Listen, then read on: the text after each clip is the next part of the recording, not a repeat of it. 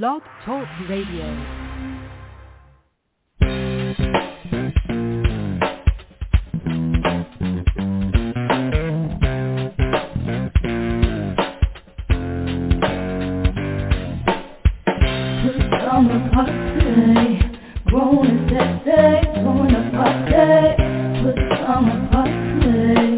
Party crew, keep it real for you. No clothes allowed. It's summer party.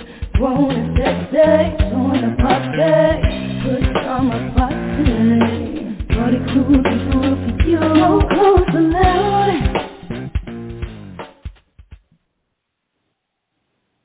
All right, welcome to another Friday night edition of Pajama Party. One of your hosts, Poppa DD. I'm here with Ketel. Hello. And Redwine. Bonsoir, darling. Happy Friday. All right. Woo-woo. How's everybody? What's up? Oh, good. Doing good. It's pre Super Bowl. Pre-Valentine's as well. Oh, yeah, that's right. Super Bowl out Trump and that. Well, we'll hit the Super Bowl before we hit Valentine's Day. So we got to do these things one day at a time. I think the Valentine's is. Well, I'm just saying, Super Bowl comes before Valentine's Day. But happy both. Okay. Yeah, about 6 hours. Okay, happy both. About 6 hours. It's all good. How you doing tonight, Kel? I can't complain. I can't complain at all. I'm trying to deal with this crazy weather. It's about 60 degrees today. Everybody wearing shorts, and I'm like, okay. Folks are wearing shorts? Yeah. Yeah, it was beautiful. Yeah, lost their mind. Yeah, out here jogging, and hey, no clothes on. Hey, to each his own, baby. Yeah, how they do. Yeah, some of us too, I couldn't believe that weather out there in California. What was that? What was it? Snow or something? What's up? No, it's like 86 degrees out there. They were doing the different Super Bowl coverage. Oh, yeah. 86, 85 yesterday, 86 today. Living the life. I love it.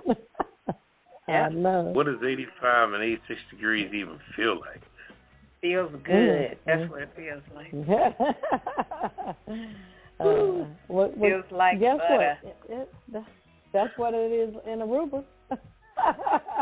Oh, boy. Yeah. So. All right. That's a hot temperature. I can handle it. Yeah, I'm not mad at it. All right, Poppa DD. What's the kickoff topic for tonight? Well, the kickoff topic for tonight is, do you feel, like I feel, that it's time for all the talking heads and all the people on the sports channels and everything, being the game is Sunday, do you think it's time they just shut up? You know what I mean? Stephen A. Smith and all the people on FS1 and ESPN and NFL Network and every sports channel you could find on TV, everybody's got an opinion about this and that. And they narrate the Super Bowl down to the damn shoelaces. You know, do you think that with 2 days left before the game, can we just not even hear about that shit and just prepare for the game? What do you think? I got an answer for that one. And that answer is no. They're going to beat that thing. And no, I know what they're going to do. I'm asking, are you tired of hearing about it? Oh, absolutely. I'm tired of hearing it. But I'm saying I know they're not going to shut up. But, yeah, I'm tired of hearing it. I wouldn't mind it so much if they actually had something new to say. Yeah. But they're still talking about Tom Brady retiring. I'm like, come on, y'all, that was already done. Then they go into speculation about who's going to retire or who's going to go to another team, or what this coach said or did. I'm like, y'all are just looking for something to Where's say. Aaron Rodgers playing next year? Who cares? Wait until he makes a decision, then talk about it. So, yeah, my answer is yes, I'm tired of hearing them talk about nothing. What do you say, Ketel? As I always say, 50-50. Well, Are you serious? Enjoy the coverage. Yeah, I do enjoy the coverage of the halftime. You know, what they talked about, my girl's in it, so, hey, I'm good to go. They had an excellent press conference the other night. She just dropped her album tonight, so, I mean, she got a lot going on. All of them do. So I like the halftime stuff, but like you said, give us something new as far as what's going on with the Super Bowl. Now, CBS, they did a pretty good segment because they kind of went back and forth talking about Los Angeles, and then one of the other reporters was talking about Cincinnati. So each, city had some different good things, to say about it. Now, that was an enjoyable segment, but as far as keep talking about football, how far can you go? So that's why I say I'm 50-50 on it. So. Well, I wasn't really speaking on specifically the Super Bowl. I just meant the sports talking heads where they're just gabbing about any and everything. A lot of it really is not even relevant. What you're talking about at least is relevant to the Super Bowl. But I mean, like the people still talking about Brady retiring or still talking about something that happened a month or 2 or 3 ago. That kind of stuff is what I'm tired of hearing. Yeah, they said he was retiring before he even said he was retiring. Yeah. I mean, I'm like, did that get leaked or something? Or what happened with that? Then all of a sudden he comes in a couple of days later saying, well, I guess I'll go ahead. He almost like forced his hand, and it's like, I don't get it. And now they're speculating about whether he's going to come out or coming back. I'm like, y'all, please, give me a break. That man needs to go home with his wife and kids and live his life. If he decides. For sure. I'm just saying, if he decides, he will tell everybody that needs to know. They don't need to speculate over it every day. Mm-hmm. Yeah, I agree. Yeah, do something different. Yeah. That's all I'm saying. Yeah, we need to do it. Yeah. All right. Did you have anything else to add to that one, Poppa DD? And I tell you what, I was going to talk about doing what's popping, but I'll speak on it now and be around a different format. Another thing that I'm tired of, and I'd like to get y'all's opinion too, is the redundancy of commercials on TV and how long commercials run anymore. I mean, is anybody else burnt out on that? I mean, it seems like every day we're waking up to the same thing. I mean, we're waking up to the Geico frog, the Liberty Mutual little bird that's, I mean, we notice, I mean, what they use the term subliminal message. Right. They're not subliminally messaging us anymore. They're blowing our minds. You almost like when a commercial comes on, you want to turn, or I usually turn to another program. And I can almost look at 3 different programs at one time, living off the commercial time, and get back to my original program, and 9 commercials have just gone off, and it's coming back. And I'm like, and I'm looking at the same commercials every day. Do I need to see Flo with a progressive commercial ever again in my life? You know what I'm saying? In my life. I know. Do I need to see Mahomes with State Farm again in my life? Liberty, liberty, liberty, liberty. Do I need to hear that slogan ever again in my life? You understand what I'm saying? I want to know how y'all feel, because my mind is getting completely blown. Do you agree or disagree? What do you think? I will say. Go ahead, Ketel. Go ahead. Uh-oh, don't say 50-50. No. That's a good one. I was going to say maybe there should be a limit on how many commercials business or, company can put out there. Like you said, Geico and Progressive. It's like they have eaten up all the space and all the time. Give us something new, something different. And I think that maybe that's why people look forward to the commercials on the Super Bowl, because you're going to get something fun and something new and something fresh. So true. That is true. I don't. Yeah. So I agree. What you think, Redwine? I agree. There needs to be some kind of limitation on the beating us up in our brain with this stuff, because it does get to be a lot. It's the same things over and over. Everything, the medicine commercials. Oh, those are the worst. Everything that has to do with and then those are the worst. Some of these things are so god awfully boring and like unsuitable and just leave a nasty taste in your mouth. When I say that, like the one commercial with the people with the what's that stuff on your skin, probably what, psoriasis? The psoriasis and all that. Some other kind of when the people say, I don't want to hide my skin. Oh, yeah. And they take off the robe and they got the ugliest outfits on. Yeah. With the ugliest colors. And the people in the commercial aren't really attractive at all. So they're showing the world that we're selling medicine. These are not models by no stretch of the imagination. You will not get turned on by these people, by the outfits, the hairstyles. Everybody is just average Joe. Average Joe, just look horribly boring, crazy. Oh man, the ones that wear me out are the medicine commercials where they give you the real fast side effects. Side effects that will kill you. And they say this could cause, and they tell you like 15 things that this medicine could cause. That will drop your ass dead. And they say, but ask your doctor whether this is a good thing for you to get. Yeah. I'm like, why would I even want to pursue it if you just told me 15 ways I could be jacked up from using this stuff? And they're bold, too, with their description. Oh, yeah. They break it down and tell you all of this stuff. They tell you this could, and what gets me is a lot of the side effects are the opposites of each other.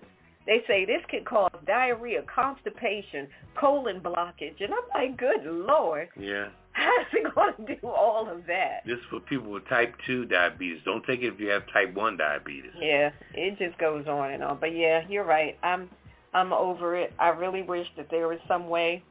But you know what? This is why the shows that I really want to see, I record them on the DVR, whatever the thing is.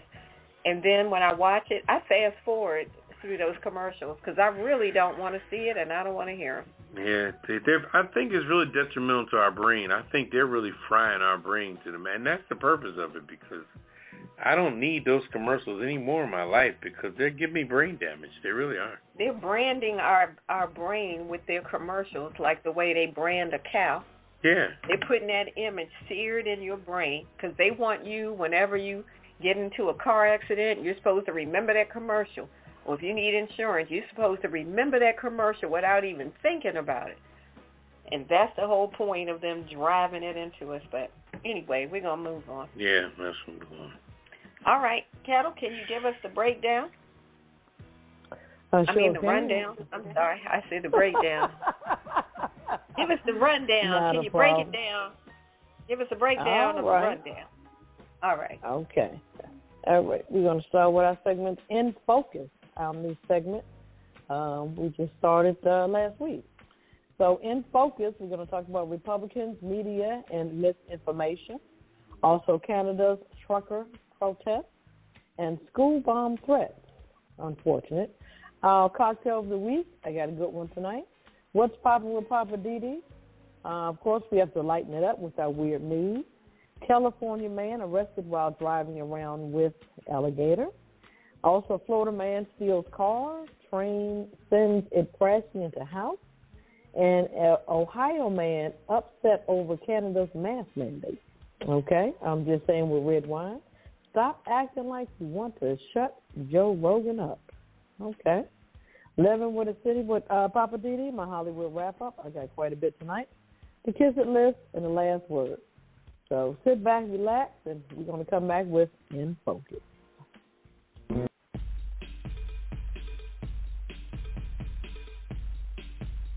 It's Friday night, and you're listening to the Pajama Party Show Live. Tune in every Friday night at 9 p.m. Eastern, 8 p.m. Central, 7 p.m. Mountain, and 6 p.m. Pacific. We push it to the limit every week like only we can. We've got hot topics, hit it and quit it headlines, TV and movie reviews, commentaries, and the world's famous Kiss It list. And you don't want to be on the Kiss It list. So visit apajamaparty.com. Check out the cocktail of the week.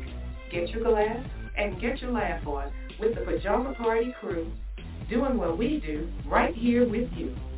Get up on this and push it. Push it real good.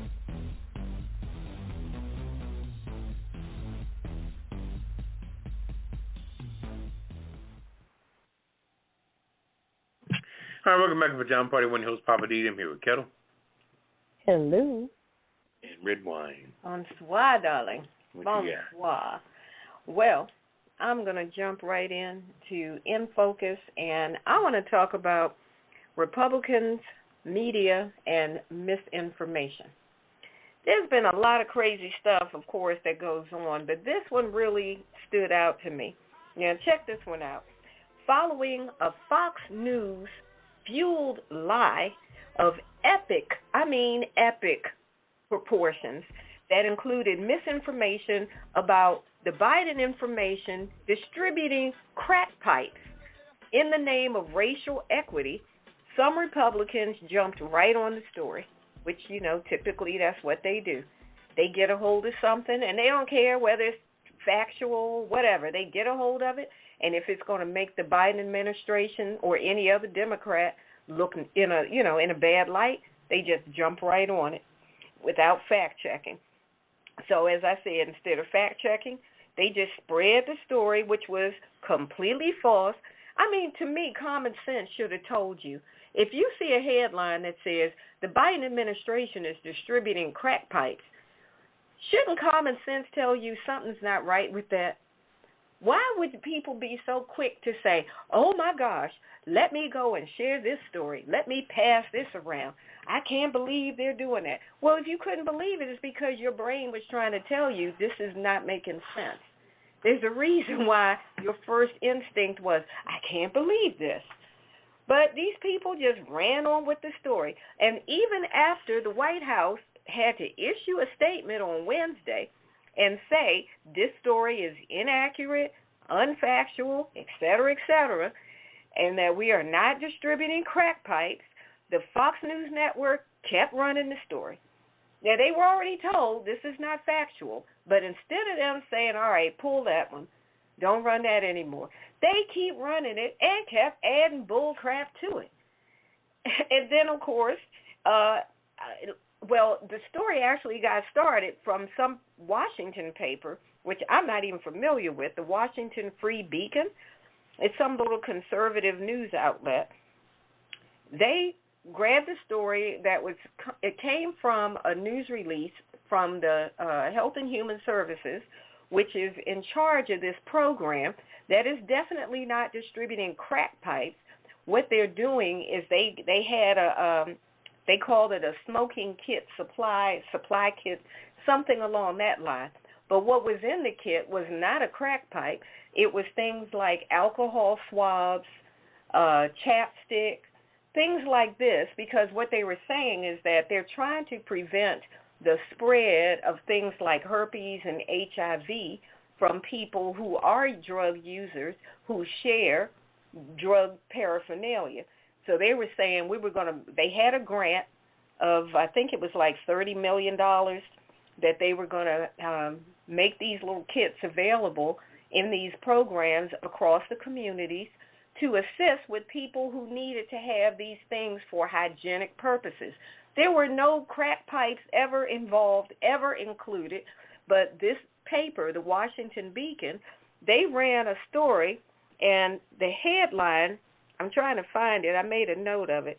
The headline said, Biden administration to fund crack pipe distribution to advance racial equity. Really? And so once they ran that, Republicans jumped right on that, on top of Fox, carrying the same lie. And then these Republicans, and I don't mean just Republicans out of nowhere, these are daggone senators. They want to jump on the bandwagon and start making comments, public comments across social media, etc. So you had people like, I know, what's his name?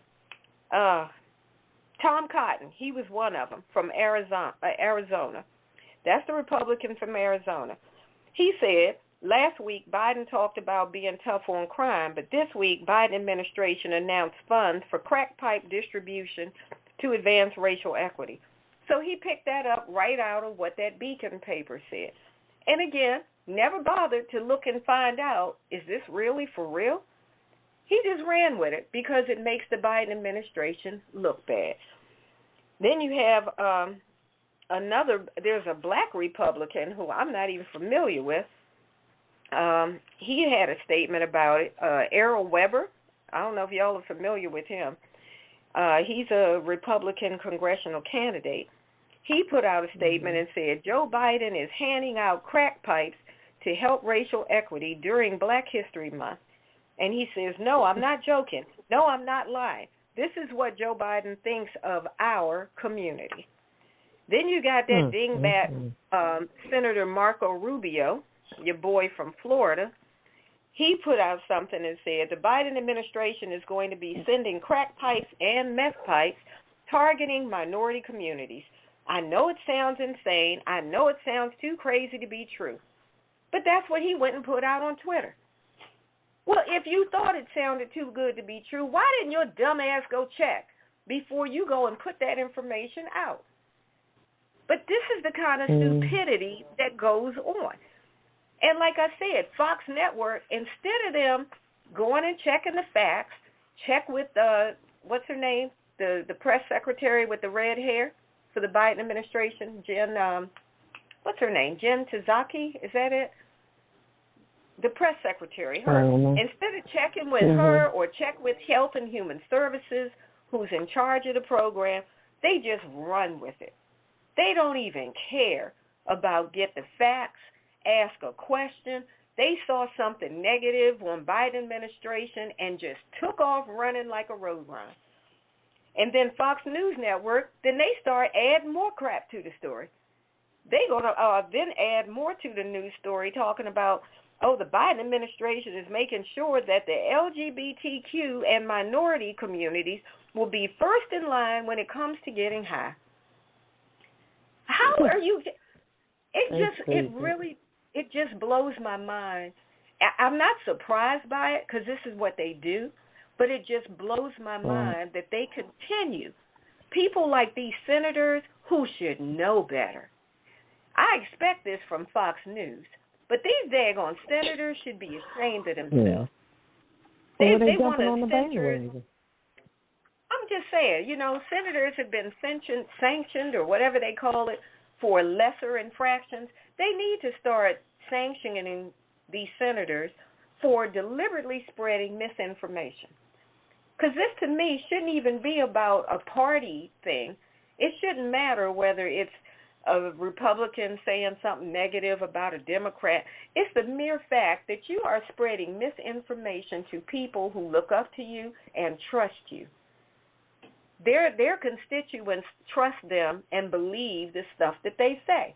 You put this stupid stuff out there. Now you got people between Arkansas, Florida, wherever this other black guy is talking about this is what Biden thinks of our communities.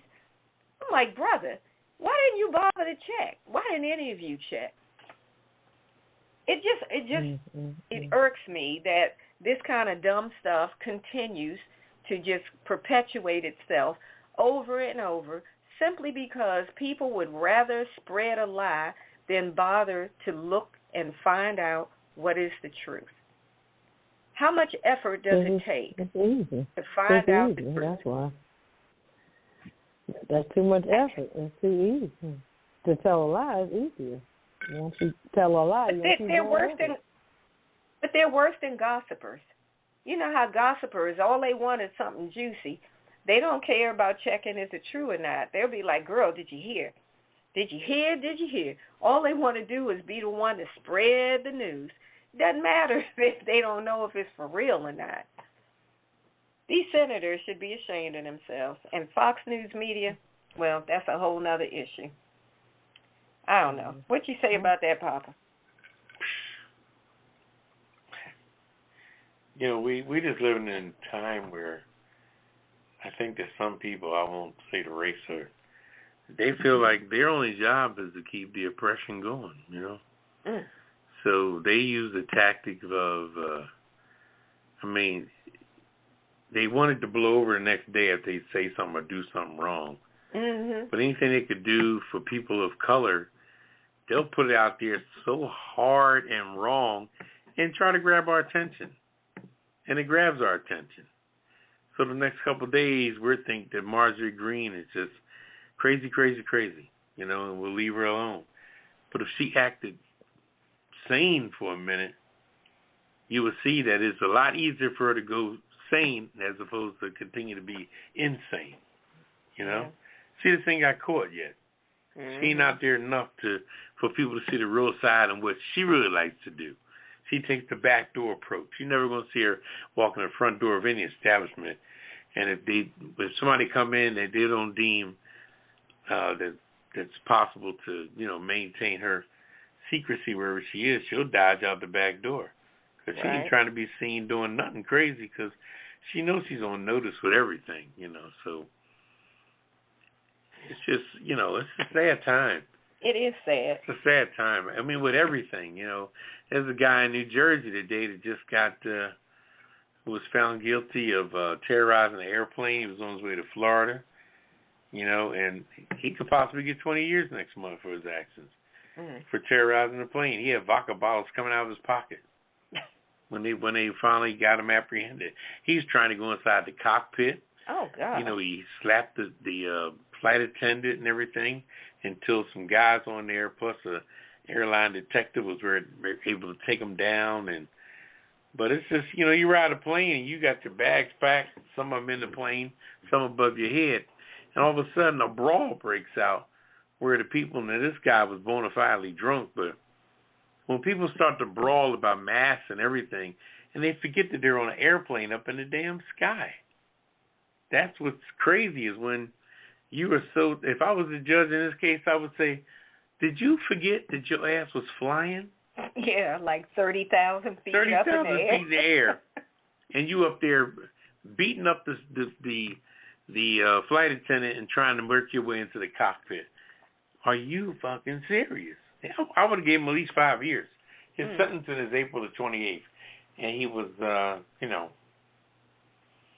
originally a Fairfax County guy up in that little crazy land. That little pocket of crazy. Crazy, you know, Fairfax County, Loudoun County. So it's all connected. And these are all the people that come up out of that society in that area, and they're just a mess.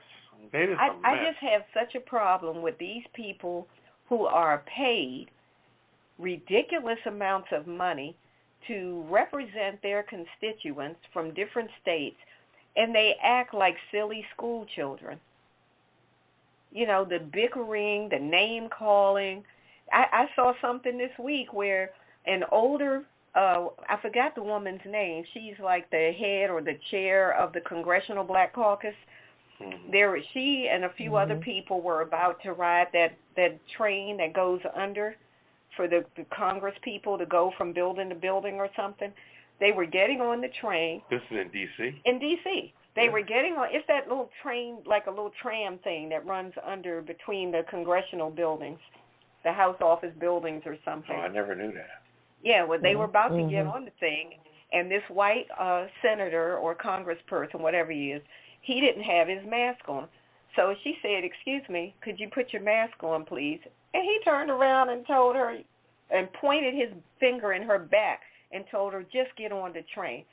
And she told him, don't put your hands on me. And he told her, kiss my ass. So he didn't apologize to her at that point. But once she went and put it out there and told everybody what he did, now he comes back, I'm so sorry, that was inappropriate for me to do. I'm like, yeah, you apologizing now because she outed your monkey behind. Yeah. But you didn't apologize at the point when you acted a fool in front of that on the train. But it's not an act, though. This is who they really are. But that's what I'm saying. You didn't apologize when nobody was hearing or seeing it. I tell you, the one but thing then you once can't you get do, called out in writing and everybody now knows, you can't let a now suit, you want to apologize. You can't let a suit or some kind of congressional title fool you, because they have these people coming up from Montana and all kind of places where they're ill-mannered. Their parents told them to be bullies. Their parents told them to be renegades and fight for what you want. Don't take no shit for it. Never respected women, never respected people of color. And that's if that's how you was raised, that's who you are. And that's what I'm saying. He had no apology for her when it happened. But once she put it out in writing and everybody became aware of it, then he comes back talking about, I want to apologize. I'm like, dude, you only apologize because now you're busted. You see the dissipation of your career. That's what I'm saying. Now you're busted in public, so your now you feel like you got to being clean it up. But then again, on that situation too, they just want the next couple of days to pass. I've seen people do horrendous stuff on a Monday, and they can't wait till Wednesday because they know it's so much crime in the world that come Wednesday, people are going to forget about their situation. That's how the coach of the Washington football team is right now. He just wants time to pass on all this crap. He wants the Super Bowl to come up and all this to come up so they can forget about something what's else. happening. Yeah, but them girls went up there in D.C. and told a story on his little weasel ass. Oh, that was the owner, not the coach. The owner, I meant to say, yeah. But then when it come to find out that he's a co-owner with his wife, he broke up the thing so they can't lose the team. That was suspicion right there. In a nutshell, that was crazy. When he said, now it's going to be owned by him and his wife. And now when they say, co-owner, such and such, I tell you what, I'd take it. If I was his wife, oh, my God, that's a perfect opportunity to take his ass to the farm. Damn. She could jump ship like a monkey, couldn't she? Yeah. Boy, she could jump ship like a monkey and be up out of there. He probably got something in play that she can't do it. Probably something that they got written. Shoot, that's too much money. Yeah. That team probably does. That white privilege been going on for so long that people are so in their thing. But they, you know what though, the interesting thing about it, I'll leave it alone. The biggest thing about it, the reason why a lot of them stick together with all that, the big lie and all that, is in order to maintain their white prejudices and all their little things they got going on, they need allies. They need allies to maintain that great white hope. So they will team up with each other to say, yeah, let's keep it strong so we don't get phased out. Because they know they can get phased out. I mean, how fast do black folks take over basketball, football? You right about Tiger that? Woods got in there and took over golf. Oh, well. It ain't hard to take over what the hell they can. We could take over hockey. We could be putting up damn black hockey players on the field. But anyway. It is. All right, we're going to keep it moving. All right, Ketel.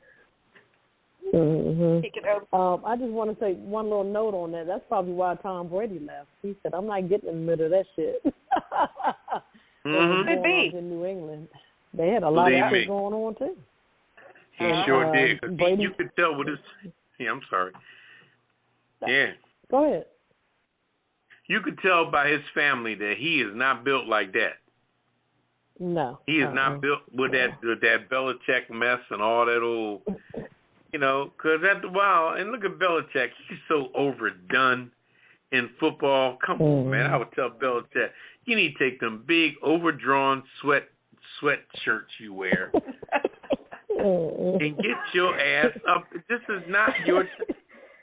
you know, the sad part about it, you got to be 5 years out of the game in order to qualify to be in the Hall of Fame. Now, he'll be a he'll be a first-time inductee, first-time ballot eligible inductee. Who, Belichick? Yeah, he would, of course, with all his Super Bowls and everything. But he don't want to get away from the game for 5 minutes. Mm-hmm. He just think he's like a child you can't put to sleep. He think he's going to miss something. There you go. He just You swear said it. he going to miss something. All right, we're going to keep moving on. I got this last subject we're going to be talking about. I don't know if you guys know about the truckers that have been protesting from Canada. Now they're trying to come down here. So, oh, boy.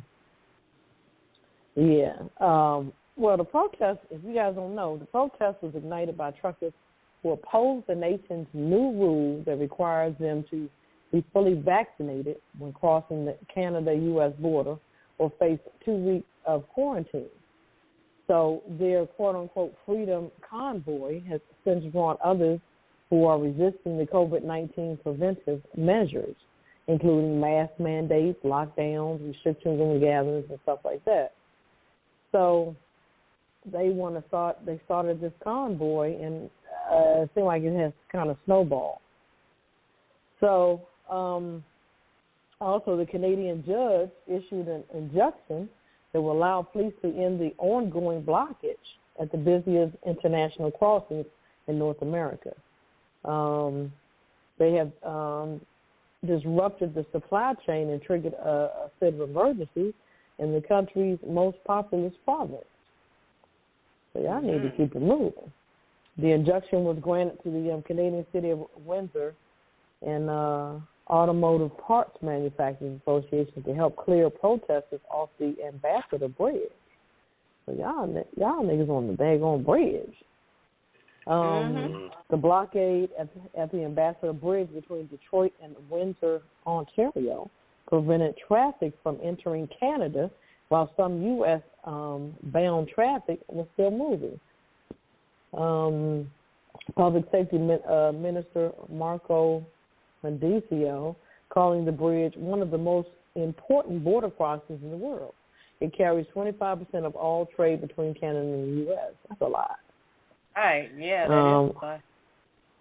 Auto parts and other goods were still flowing across the border on Tuesday despite the bridge delays, but trucks had to travel almost 70 miles north to connect or to get across the bridge. I guess they had to go around. In total, the trip will take more than 5 hours longer than normal. So this is crazy. You say, wait, it takes, so to get around the blockade, people are going a different route that takes another 5 hours? Yeah, the alternative bridge. That's insane. Yeah. Ain't nobody got time for that. And then burning all that extra fuel. Wow. But I see they started some type of GoFundMe account. The Ontario Superior Court of Justice granted a request from the provincial government to freeze access to millions of dollars donated through online fundraising platform Give, Send, Go to the truckers' convoy. Donors initially raised more than $10 million through the crowdfunding platform GoFundMe. Wow. And GoFundMe said it would stop the payments to convoy organizers and refund donors directly because the protest violates its rules and violence and harassment. Wow, that's a lot. Didn't know that. So what happens to the money that was already collected in those accounts? It's just going to sit there? That's a good question. I don't know. What do you guys think about it? I mean, should they? Here we go again with this vaccine thing. And it's like it's a bigger deal. I mean, you're stopping major stuff to get here. That's why there's been delays in automotive equipment and stuff like that because of this. That's part of it. So. Yeah, part of it. It's crazy. What you think, Poppa DD? It's ugly. You know, it's the first thing you got to understand is how can anybody afford to park their truck and not go make money? First of all, yeah, good point. Then you say a GoFundMe, which is going to give you money for sitting on your ass. Now, just because you didn't get the getting while the getting was good, you got to team up with something. Like I said before, you got to team up with other allies that were neglectful like you, that didn't take the time to get a shot. Now, y'all all got to get together and complain like y'all doing the right thing. Mm-hmm. Well, you know, I tell you what, I just think if people started dropping like flies and dying because of not being vaccinated, I think that tune to change real quick. And that's what people don't understand, you know, because you're just, unless you're allergic to it or something like that or got some type of religious pass on it, but you can't try to shut the world down, because after a while, stuff is not going to be able to be at a stand. And how long will them trucks be on the bridge before the bridge start getting weak? Isn't that weight on the bridge? Yeah, that's a good point. Yeah. And my question is, it's cold up there. I don't know exactly the temperature, but it's colder up there in Canada, in Ottawa, where they are. Batteries dying. How long, these guys usually, those trucks run on diesel, right? Mm-hmm. So how long before they start running out of fuel? And once they run out of fuel and have to turn those trucks completely off, what are you going to do to stay warm if you're staying up on the bridge? Unless they're leaving their trucks empty and going somewhere else for warmth and food. I don't know how they're doing this. Mm-hmm. They don't know how they're doing it either. They really don't. They really don't. Yeah. They're just doing it. They're doing it for the sake of doing it, and it becomes another standstill and another unnecessary entity that's crazy. That is absolutely crazy. Really? And they said they're going to get them off of there one way or another. I don't know. Well, if they continue to be up there, they're not going to be able to maintain. I see tomorrow night it's going to be -7 degrees. Whoa! So you can go ahead and turn your truck off if you want to. Your ass is going to that's a death sentence if you do that. I think between Saturday and Monday they're going to make some decisions. It's going to be -8 on Sunday and 0 degrees on Monday. So you go figure. Shit. That's at night. Well, didn't they, I thought I saw something on the news where the city or the government or somebody issued some kind of, I don't know what it's called, not a warrant, but issued something where they said they're giving them until a certain time to start clearing the bridge, and after that they're going to start locking people up. Okay, well, they got to do what they got to do. Yeah, you know, I mean, if that went through, I think they said like starting at 7:00 tonight that they were going to, give people a certain amount of time to get out of there, start moving those trucks. Mm-hmm. And if they don't get them out in whatever time period is allotted, they're going to start locking people up and fining them. Well, that's good. That's what they need to do, because they're violating some kind of rule on violence and harassment. I mean, they got all kinds of things they can lock them up for. So, disturbing the peace, whatever. But, and they said it's an illegal assembly. They do not have a permit and to be out there like that on that bridge. That's a good point as well. And, we're going through infrastructure and stuff like that, and like Poppa DD said, shit, how long can y'all stay on that damn bridge? That's a lot of weight. And you have and if you have cargo as well. So, on the bridge. Yeah. And you know what, like you said, Ketel, about the temperature, I just thought about that. It's even colder on the bridge. Yeah. Because when you're on that bridge over water, that wind that picks up the temperature from the water, you can subtract another 10, maybe 12 degrees from whatever the current temperature, because that wind is no joke when you're up on a bridge. And the bridge they sways need to get it too, together. Right? Yeah, because I heard something on the radio where they were saying that this is affecting more than just the auto parts and things like that, but it's creating problems in the food stores where other supplies are not getting to the stores where they need to be because of this whole thing. So they gonna have to get this together. And if this kind of foolishness ends up happening in the U.S., this is really gonna be a problem. Yeah. I was thinking about that movie Ghost, but Whoopi Goldberg told that girl, I forgot her name, and she said, "You in trouble, girl. This gonna be trouble if that mess comes to the U.S." Yeah, I agree. But I think we're not going to tolerate it here. You know, we're going to start doing the necessary things to do what we're supposed to do because you can't have all that chaos here. Yeah. So, Ooh, all right. I don't know whose shoulder is going to fall on, if it's going to fall on the Capitol Police or our police department. So we already got our hands full. So I don't know. Anyway.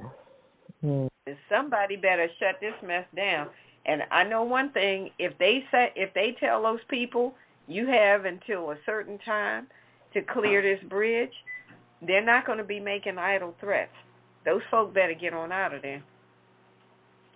Because if they start towing trucks and all of that, then they're going to have to pay to get their truck back. So now they're losing more money. I think they better just get on out the way. Oh, well, we're going to take a quick break, and then we're going to come back with Poppa DD. He's going to talk about these school bomb threats. Oh, that's a whole nother hot mess. But we'll get that one on the other side of the break. It's the Pajama Party Show. So I was looking over the Cocktail of the Week archives, and we've had so many really great drinks over the past year and a half. We've had our original signature drink called the Pajama Party, and a game changer, and of course we have the last word. I like the Revolution. It was Hennessy, lemon and lime juice, agave juice, and bitters with jalapeno slices. Ooh-wee! I like that Crown Royal Flush with the Crown Royal, peach schnapps, and cranberry juice. Oh yeah. And one of my favorites was the what's it called? The Dutch Mule. Yeah, the Dutch Mule with the Ketel orange vodka, lime juice, and ginger beer. There are so many to choose from on the apajamaparty.com website. So check out the Cocktail of the Week archives to get the recipes. And you can find out how to make the Cocktail of the Week and sip along with us. Are there instructions there too? Sure they are, along with pictures of the drink so you know exactly what it's supposed to look like. So what's that y'all got in your glass? This is a boomerang. Well, I got a Kinky Reed over here. And I got the Aviator. Get the recipes at www.apajamaparty.com and click on Cocktail of the Week. Cheers!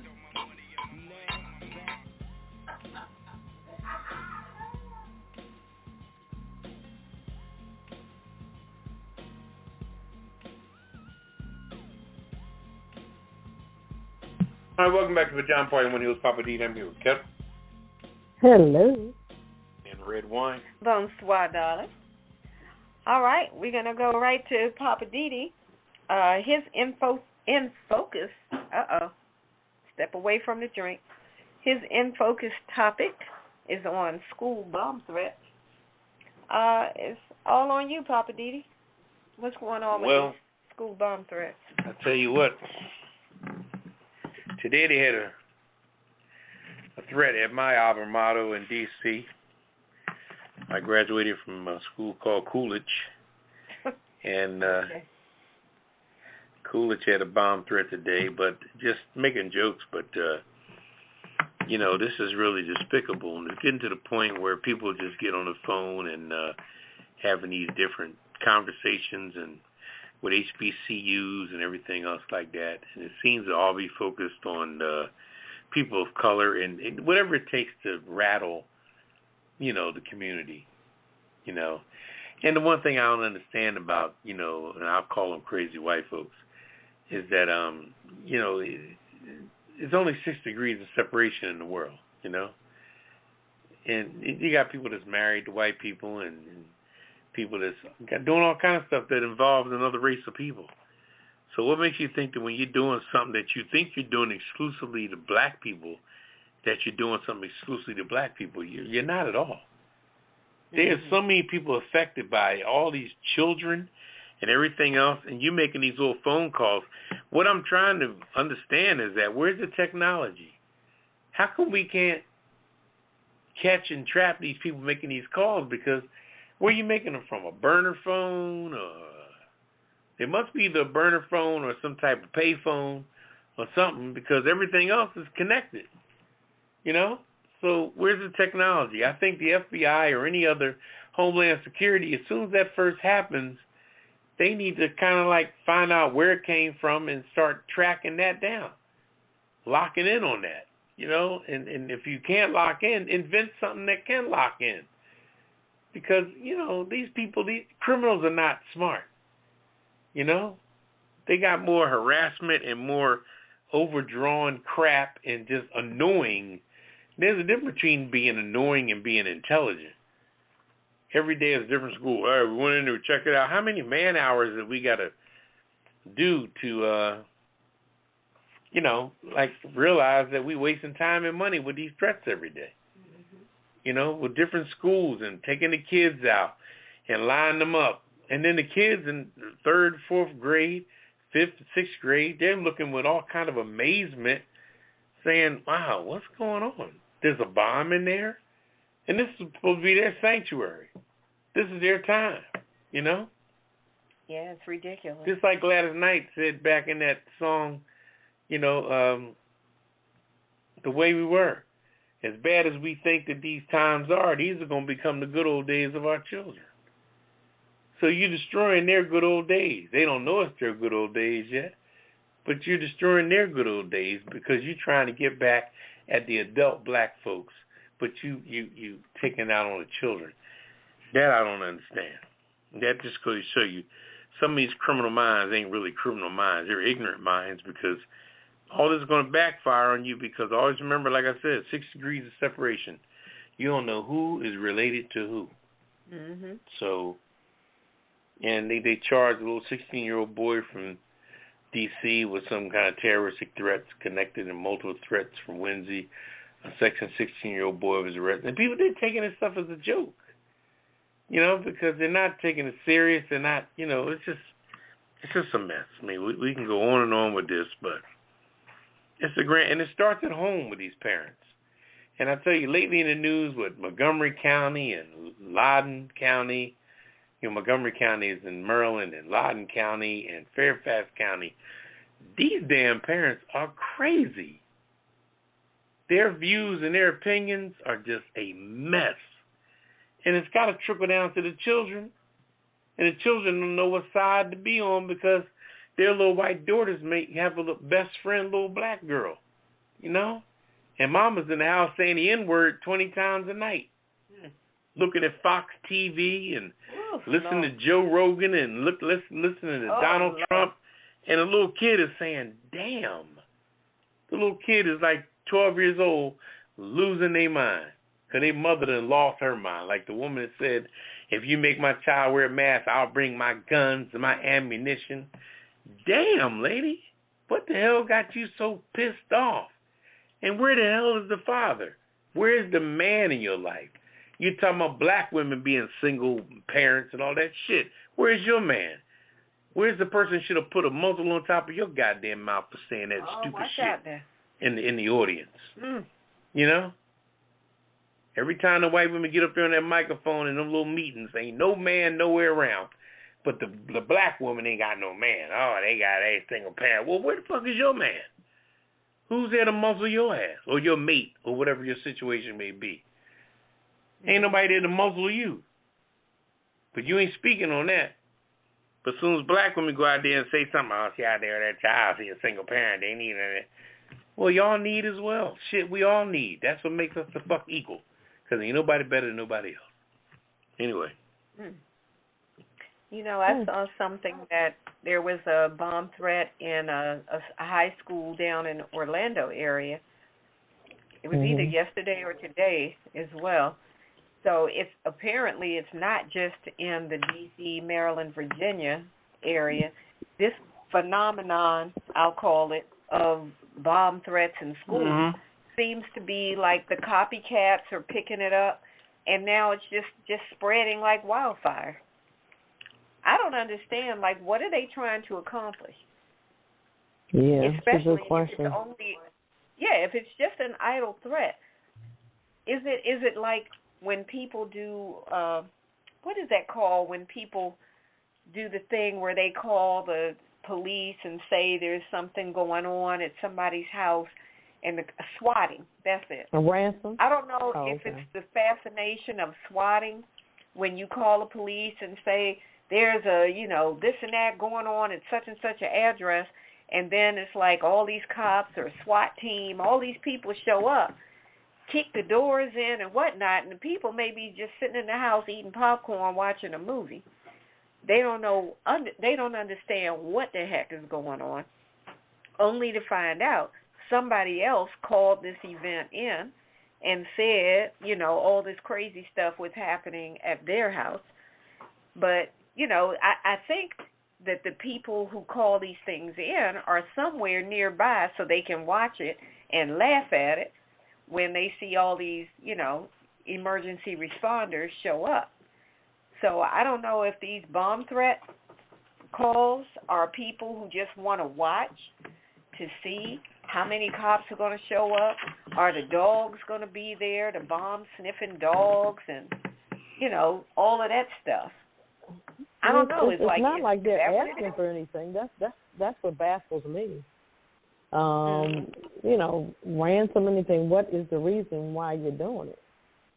You don't want to go, because back in the day, some little punk kid would call because they don't want to go to school. That's what, the result was. A lot of them were.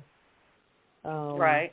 So what is the reason this time? I know, I think it was a cop that said that that's what he thought. It was some punk, the one that was the Dunbar scare, that the cop said, I guess he's talking to the media, and he said it's probably some punk that just called, some little teenage punk they called, and it has nothing to do with the second gentleman, because he was there at the time. So It wasn't related to him. So hopefully they don't get to the bottom of this, But the students did speak, and they were saying that they need some help as far as psychological help or counseling or whatever, because there is a lot going on. And, they had these meetings and everything, and letting the board know, we need some help.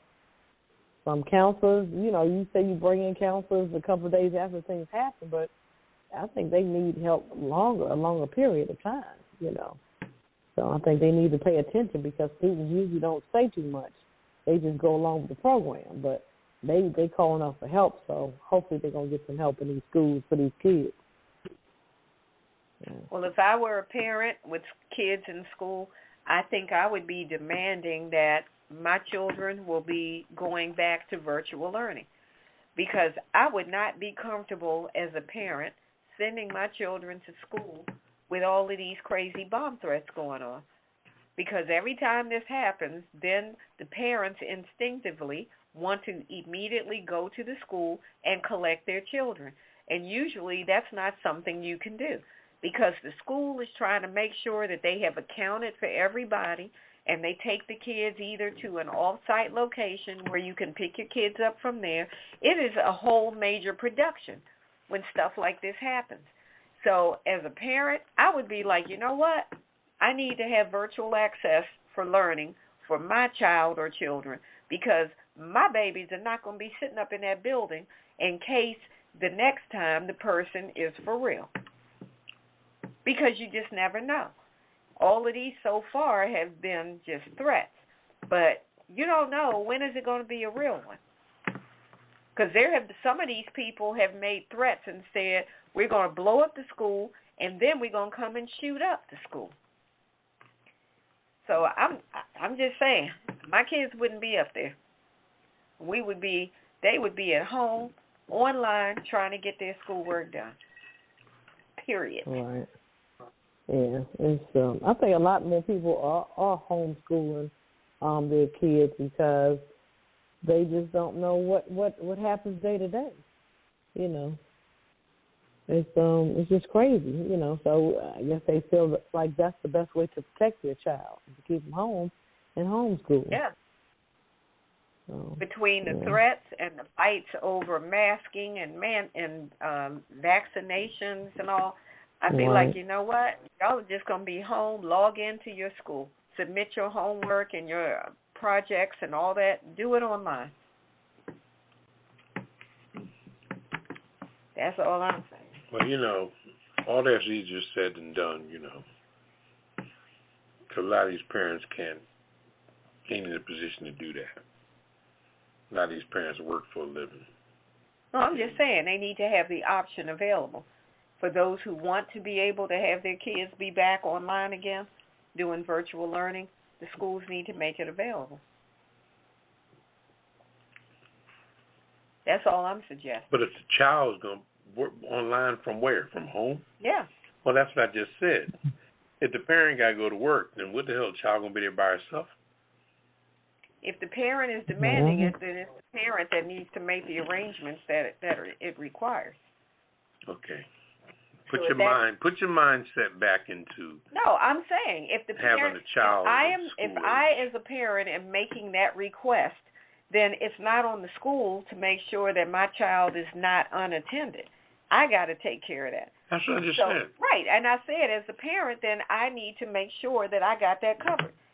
If that means I need to have my child go to their aunt's house, uncle's house, grandma, grandpa, somebody. But what if you don't have all that? And a lot of people don't have that. That's not what I'm saying. I said that I would make arrangements to do that for mine. Right, but I'm wait not a minute. everybody should do that. Wait a minute. If you don't have the accommodations to do that, then you can't do that. All right. I'm saying that I would, if I were a parent with children in school, I would make the necessary accommodations to make that happen. Okay. I'm not saying I would say it's required for anybody. All right. Well, let me know when I can come in and speak. Go right ahead. Okay. I'm just clarifying what I'm saying. All right. Well, let me say this here. What you need to do is take your big pants off of the generation you living in right now and your current situation with just mindset and lip service, and put yourself in a situation of one of these parents that don't have that. They've had battles with their family.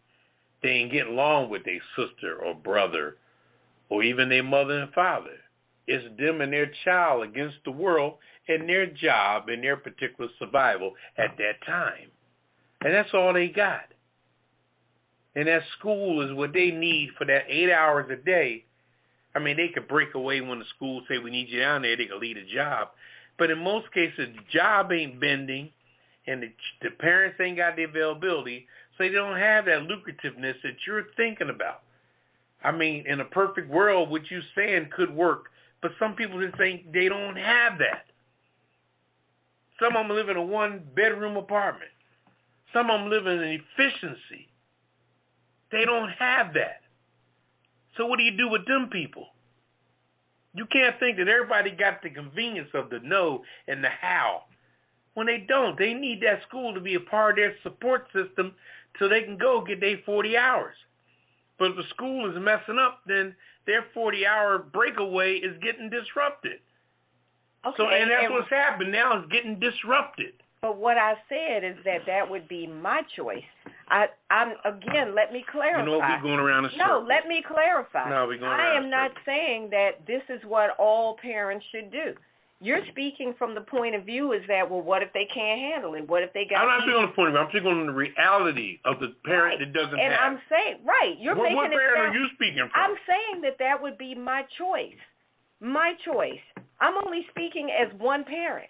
that I would want my children to go back to virtual learning. But I wanted you to put yourself in the position of the parent that doesn't But have. that's not my position. Well, how do you know? You're talking I'm speaking as one parent. I am not saying that all parents should do what I would do. No. I'm saying that my choice would be to bring my children back home for virtual learning, and I would make sure that they are not unattended if they're not old enough to be home alone.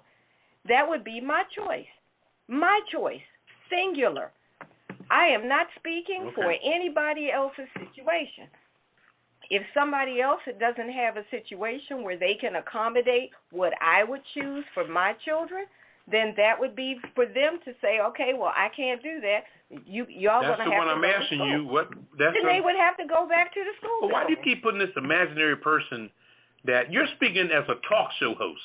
You're not speaking as a parent at all.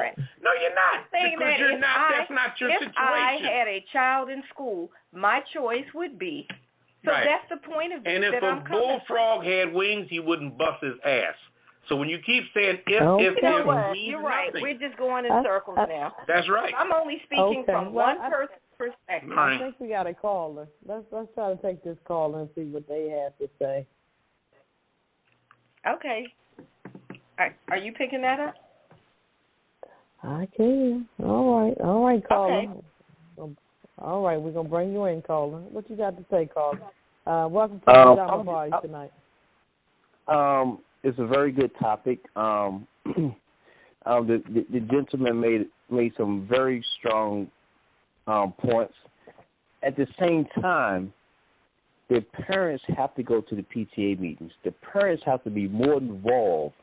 I know they stress the fact, and I know he's saying, yes, school is a playground, school is daycare, school is a lot of parents are single parents. A lot of parents need schools so they can go to work every day and make that 40 hours.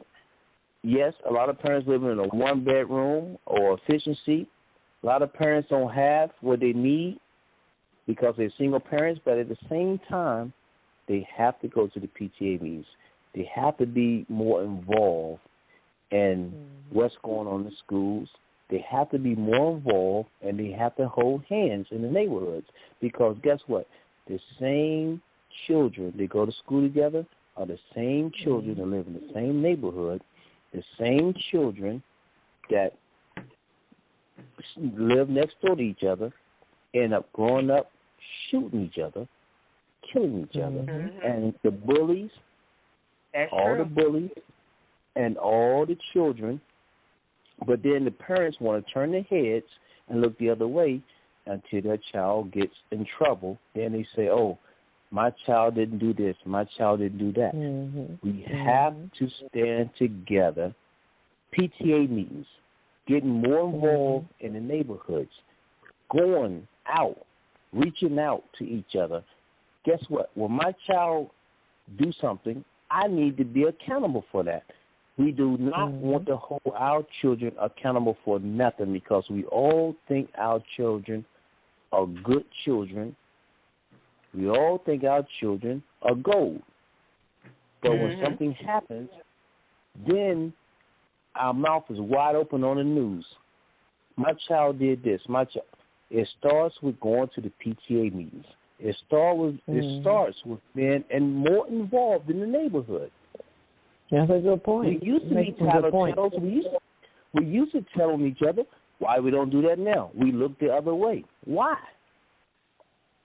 If we stop looking the other way and start being more involved, I don't care if my neighbor tells me he don't like me no more. I'm going to keep telling on your child. I'm going to keep telling you about your child until we get this correct.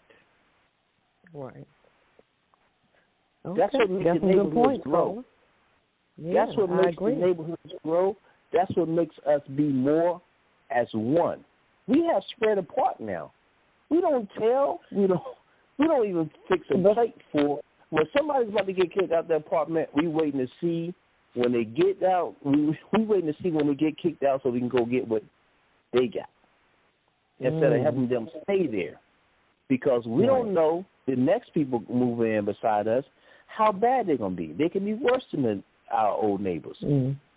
Right. Yeah, got some good points there. I think people are scared. I think that's what it is. Scared what either their teenage boy or girl is going to do to them. You know, I think people are just scared now. I think that's the key thing. We scared to hold hands. It's a pandemic. You know, we used to talk. We don't talk no more. We don't say hi. You know, how many? Yep. Mrs. Jones down the street. We don't even care about Mrs. Jones no more. She can be lugging groceries and bags out her car, but guess what? We don't go to the PTA meeting, so we don't know Mrs. Jones is help keeping that child in school because she gives her $10 or $15 every week. She don't have no children. All her children is grown. They gone. But guess what?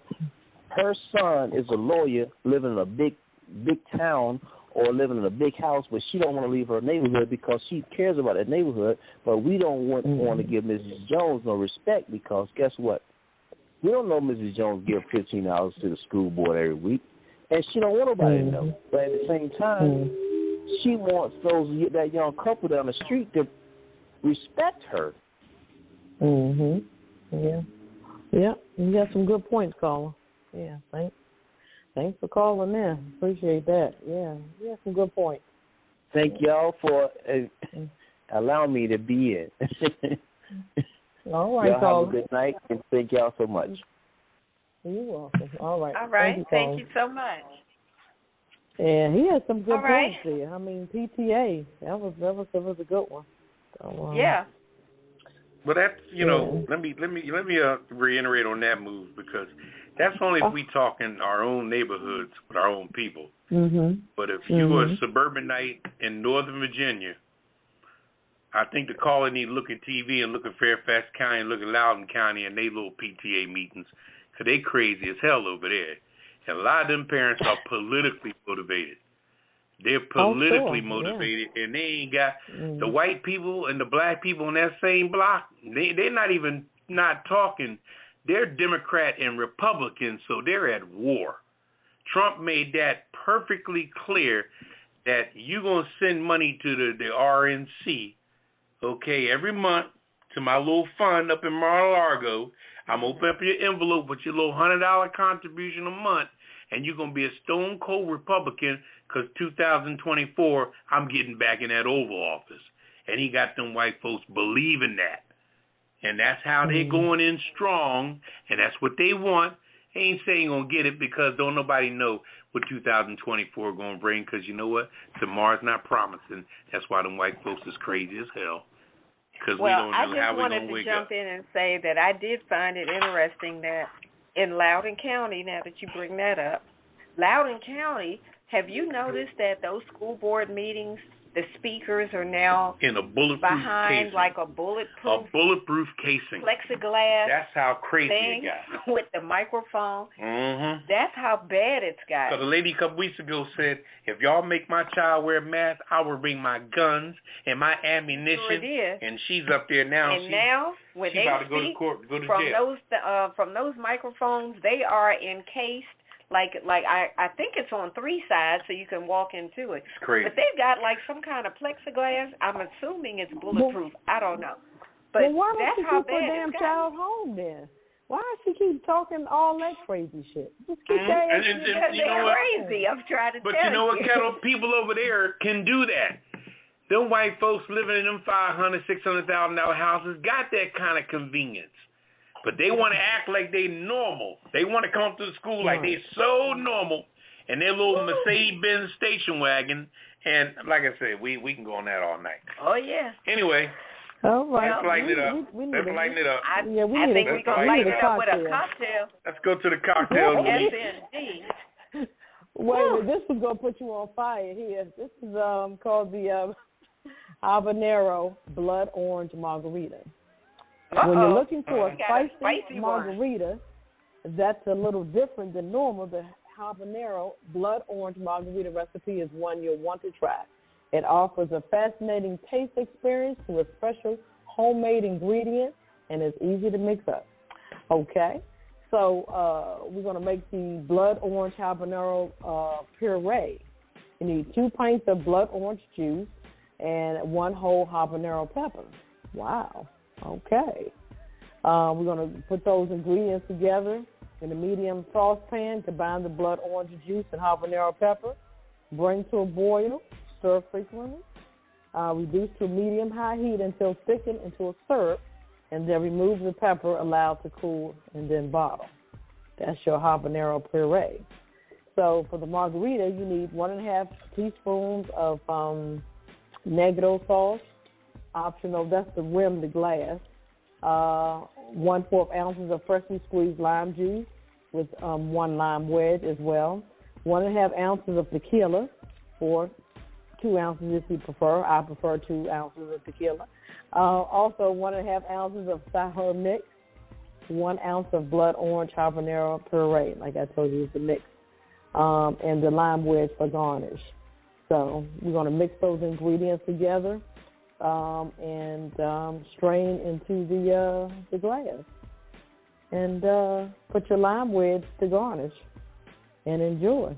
That's the habanero blood orange margarita. Spicy. We already had things on fire. We're going to make it even more fire. Okay. Mm-hmm. I like it. Now, what's it called again? Habanero blood orange margarita. Habanero. Okay, I'm trying to write it down, so I'm going to look that up. Habanero blood orange margarita. Orange margarita. Yes, it is. I got to eat that. Yay. Okay. Margarita. All right. Poppa DD, what's poppin'? Well, what's popping tonight on me is, I'm going to tell you, like what we talked about earlier, not the schools and all, but the commercials. Oh, Lord. You know, TV, when it comes to commercials, it is getting completely despicable. It really is. They're on too long. I mean, I was watching Sports Center the other day, and they actually put a highlighter at the bottom of the screen when they went to a commercial as they run their little advertisement still, their little betting stuff on the bottom of the screen. And they were saying that they will be back in 4 minutes and 20 seconds. They actually advertised with the clock ticking down on the station on ESPN how long they will be doing commercials. Wow. And the clock said 4 minutes and 20 seconds. And it ain't so much the commercials, it's the same old commercial. You know what? I think I got Progressive memorized. I got Liberty Mutual memorized. I got State Farm memorized. I got AT&T memorized. And these are all companies that like most people, when it comes to spending our money, that's my choice. What I want to have as far as my car insurance or life insurance or anything. And the subliminal message is just blowing my head up. I mean, I almost got my TV set on a little back arrow where I can literally watch 3 programs at a time and successfully watch all 3 by going to the other program when this one's in the commercial break. And not to mention that if you catch something late from the DVR, mm-hmm. you can, when the commercials come on, you can fast forward and actually catch up to the program and get it live before it goes off. You pick up something at 9:15. By 9:30, it was so many commercials that you're back live and caught up with your program within 15 minutes. It's horrendous. And I'm wondering, what is the purpose of all these advertising dollars of stuff that we're seeing every day? Are you advertising to the new babies that are being born in the hospital? Because you sure ain't advertising that stuff to me. Because I don't need to see it no more. You know? And the sad part, again, that pisses me off is that I actually use Liberty Mutual. Not to tell my business, but watching this guy with what's the little bird's name? Emu. Is that how you wasting my fucking Liberty Mutual dollars? Is that where a portion of my car insurance payment is going? To the little yellow dress you putting on Emu? or you know what I mean? I don't understand what it just. There's nothing technical about the Liberty Mutual commercial. Nothing telling me about the, you know what I mean? What the comparison is. Put some numbers on the screen, or what you know? No, you got emo. You got this cat with the goatee chasing emo and Doug. And Doug, yeah, Doug. And I'm like, damn, is that where my money's going? And like I said earlier, Flo from Progressive, I'm so tired of that ugly bitch, I don't know what to do. I have seen her enough. I'm telling you. Poor Flo. No more Flo for me. I've had enough of Flo. And that's just two of the many commercials. Medical commercials, you name it. I mean, commercials. And then with this whole, now I'll get off my soapbox after this. For one, I hope that the NFL would please do me a favor. When the season is over, lay that stuff to rest. I've never seen a time where we had football through the off season. They talked about Aaron Rodgers every day. What I don't give a damn what Aaron Rodgers is doing for this cowboy hillbilly ass that blew it in the damn game with the San Francisco 49ers. They was the number one seed, won home field advantage. The San Francisco 49ers went up to Green Bay and beat them. And y'all hyping about, and he just won the most valuable player last night on the NFL Honors. Really? Yeah. Well, they had a good record, but they lost. A lot of good records this year. But okay. But the only thing I'm saying is that the talking heads of all the sports stuff, another thing driving me nuts, man. I don't need to hear about it's Friday evening, 2 days for the Super Bowl. Please, Stephen A. Smith, enough. Okay, your boy over on FS1, what's his name? Shannon Sharp and the white guy that's with him. Please, enough. Just give me your predictions who's going to win, and let's all sit back and wait for the game on Sunday. I don't need your opinion anymore about who's going to win and why. So I'm just saying all that we are totally getting, not me because I'm resisting it and talking about it. That's my therapy to talk about it. But people that ain't talking about it, I'm going to tell you right now, them commercials is driving y'all ass crazy. That's it. That's all I got to say on that. Wee.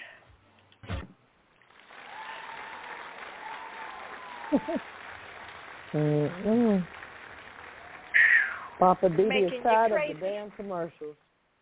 You don't even know. Did enough already. Anytime you know a commercial about heart, you done seen it too goddamn much.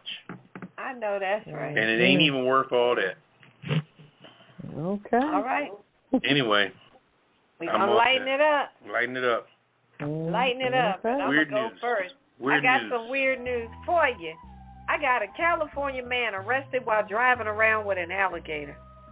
Go figure. Mm-hmm. Northern California man arrested this week on a warrant, but what would have been a standard arrest took a bizarre turn when the police found an alligator in his car. KOVR, I guess that's a radio station, TV station, reported that Tyler Watson of Redding, California, was pulled over by police in the city of Anderson on Tuesday morning after it was discovered that Watson had an outstanding warrant for a probation violation. They handcuffed him. Now, once the cops handcuffed him, he told them, by the way, I got a live alligator over here in the passenger seat. So then the cops had to stand back and, Watson claimed that he was watching the alligator for a friend who had recently been arrested. So now Watson is charged with illegal possession of an alligator. Now, the California Department of Fish and Wildlife took possession of the alligator, according to the TV station.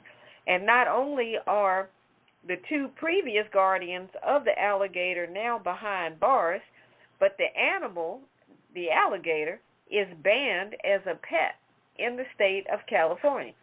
So the dude he was watching it for was wrong from the get-go, because you can't have pet alligators in California. And then he was wrong for babysitting the alligator. So the police department shared photos of the whole situation on their Facebook page because I guess they were like, this is crazy. You're not going to believe this. But, yeah, so now both of these guys are behind bars. Shouldn't be riding around with alligators in the car. There you go. Okay.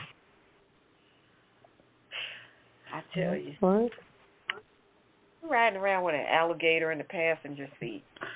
I wonder, did he have him in the seatbelt? Anyway, I'm going to keep it moving.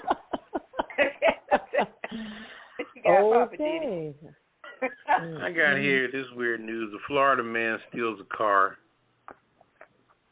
Train sends it crashing into a house, and so on and so forth. Anyway, Port Lucia. This is in Port St. Lucia, Florida. The Associated Press, they reported that a Florida man said that he jumped from a stolen car seconds before he was hit by a train. And was sent flying. When the train hit the car, it sent it flying into a nearby house. And this is a true story because I actually saw this.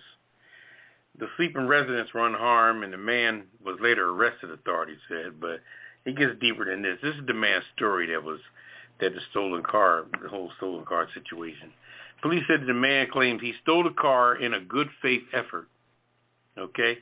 He was drunk, and the next day he went to search for his own vehicle after leaving a bar early Saturday in Martin County, about 50 miles from where he stole the car, north of West Palm Beach, Florida. He's looking for his car that he left at the bar the night before, so he stole the car to do that. Instead, when he stole the car got a flat tire, and one of the tires got stuck on the railroad tracks. He sat in the car trying to hit the gas, get off the tracks. Train came down the tracks and ran to the car. He jumped out immediately before he got killed in the car. The car smashed up. They got a picture of it up in a tree somewhere. Anyway, after the crash, the man tried to then steal a forklift, which was across the street at a fruit stand. What is up with this guy? Which he also vandalized. Now, when the Martin County Sheriff caught up with the forklift, he was arrested after the forklift had ran out of, they run off of propane or something like that. The little tank in the back of it, yeah. Okay. So he gets out, and now he's hitchhiking on the street. And here comes a deputy down in the area where the train already hit the car. He abandoned a forklift in the middle of the road, and now he's flagging down a car to give him a ride to continue to try to go get his car, and the sheriff deputy picks him up after all that. This guy just stupid? Stupid, crazy, drunk. Did they say his name? Because I'd like to put him on the kiss it list. No, he has no name on here. They said that, thank goodness the people in the house weren't harmed when the car went crashing in their house after it was hit by the train. But they were startled and jolted. But he's 38 years old. They don't give a name, but he's... Okay, I'm going to just put him down as the car thief. He's on the kiss it list. And the forklift thief. Oh, forklift too? Yeah, he stole the forklift also. What an idiot. I don't know how far he thought he was going to get with the damn forklift. Stupid. I tell you what. Ooh, forklift car thief. Train. Okay, got it. All right, Ketel, what's your weird news? I don't think I can top that one. Woo! Go for it. What you got? This is in Ottawa, Ohio. A man upset over Canada's mask mandate. A man who wanted to join the protest in Canada's capital over mask mandates called in a bomb threat, so police would waste their time chasing it. But he called the wrong Ottawa, which is a village in Ohio. The man, a 20-year-old from Akron, Ohio, called the Putnam County Sheriff's Office twice Monday. That's what the captain said. The first time he made a bomb threat, and then in a second call he said he had been shot. What? That's when the man found out he was talking with someone in Ohio. He wasn't paying attention and just called the first number he found. He said he was mad about mask mandates. The sheriff's office said it would ask the county prosecutor to consider charges against the man. He's just another stupido. So wait, let me understand this. He was trying to call Ottawa, Canada. Yes. Place a bomb threat, but he ended up calling Ottawa, Ohio. No, he lives in Akron, Ohio. Now, don't you know you need to call another freaking area code? Oh, then he's just dense. So he made his bomb threat in Ottawa, Ohio, but he thought he was calling Ottawa, Canada. Correct. Okay, yeah. And what's his name? Did you get his name? Because I'm putting him on the kissing list, too, for being stupid. There's no name. He's a 20-year-old man from Akron, Ohio. That's all it says. Mm-hmm. I'll just put him as the Ottawa, Ohio man. Bomb threat. Mm-hmm. How dumb can you be? If you're not even smart enough to know who you're calling when you're trying to place a bomb threat, you got a problem. Oh, boy, oh, boy. He's the Bama of the week. Exactly. He's the idiot of the week. Okay. All right. We're going to take a quick break, and then we're coming back with I'm Just Saying with Redwine. Moi. And you're listening to the Pajama Party Show. You know how we do it. We'll be back on the other side of the break.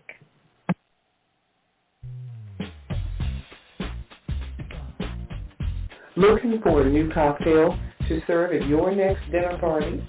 Trying to figure out what pairs well with your main entree? Then you need to visit the Cocktail of the Week archive at apajamaparty.com.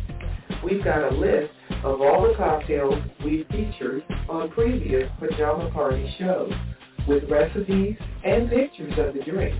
And believe me, we've had some good ones. And while you're on the website, visit the archives for previous shows. Just click on any date and you can hear the shows again and again. We've got you covered at apajamaparty.com. And tell a friend. They'll thank you.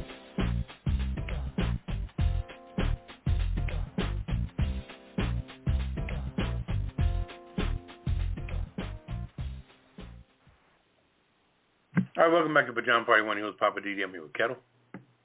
Hello. And Redwine. Bonsoir, darling. All right, we're going to go to Redwine for a segment of I'm Just Saying. But all right. Going on? Well, thank you, Poppa DD. Tonight, I want to talk about Joe Rogan. I don't know if people are familiar with him. He's a nutcase that's on Spotify. But the controversy over Joe Rogan's repeated past use of the N-word on his podcast is really about more than just racist language or cancel culture, but it really speaks to deeper truths and his persistent lies. Now, Rogan, who was recently under fire earlier this year for being a conduit for misinformation, which I was talking about earlier, brandished by anti-vaxxers that come on his show, he faced an immense backlash over a video compilation of him using the N-word, which he said was a compilation of stuff over the past 12 years. I don't think it was actually 12 years because he's been dropping N-word bombs more recent than that. Mm-hmm. But that's what he claims. So now Rogan has apologized on this past Saturday and vowed that he's going to do better. And Daniel Ek, who's the chief executive of Spotify, which distributes Rogan's podcast, and now this guy and pays his ass. Yeah, Daniel Ek has invested $100 million to have that ownership of Spotify, according to the Wall Street Journal, addressed the issue in a memo saying that he found Rogan's words to be, quote unquote, incredibly hurtful and inconsistent with our company values, excuse me, but he doesn't believe that silencing Mr. Rogan is the answer. I'm just saying, stop acting like you want to shut Rogan down because you don't. Spotify, without detailing why, has already removed at least 100 episodes of Joe Rogan's show from their platform. Why do you think that was? They didn't disappear on their own. Spotify removed 100 episodes from their platform. Now, conservatives who are out here defending Joe Rogan, they're all up in arms talking about free speech, be able to say whatever he wants to say. They're full of crap because, for one thing, these are the same people who have mastered the art of what I call legislative cancellation. These are the people who get behind laws, these Congress people, let me say specifically, Congress people.